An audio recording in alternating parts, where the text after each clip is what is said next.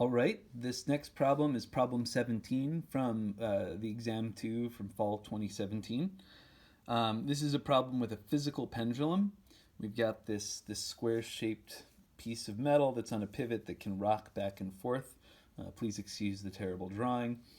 If you guys remember from lectures, and also it's in the formula sheet, the period of a physical pendulum is equal to the square root of mgd over I. And we obviously know m and g, we don't know d, and we don't know I. So that's what we need to figure out. What is d and what is I?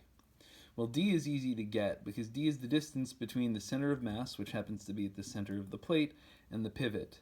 That distance d, if we think about it, this makes a right triangle where this length is a over 2, a being the length of one side, and this is a over 2. So we can write d as the square root of a over 2 squared plus a over 2 squared. And when you simplify it all, you get the d equals a over the square root of 2. Now, so that's d. Now let's figure out I.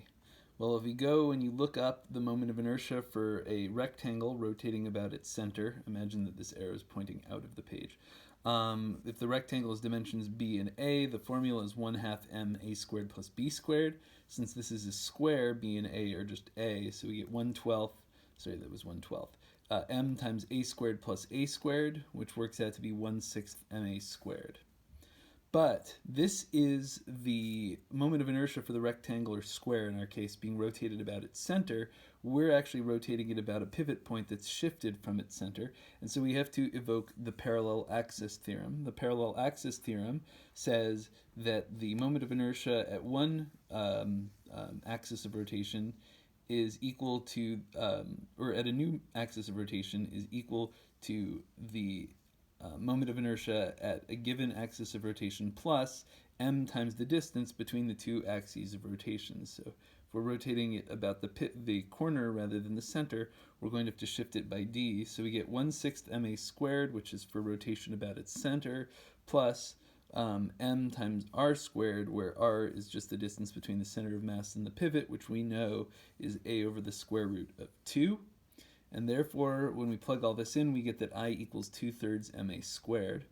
Now we plug this all back into the formula mgd over I, and we get mg times a over the square root of 2 divided by 2/3 ma squared. The m's cancel, that's nice. One of these a's cancels with this a. We can bring the square root of 2 into the denominator and flip the 2/3, and we end up getting square root of 3g over 2 times the square root of 2a, and that is our formula for omega, and that gives us a solution of b to this problem.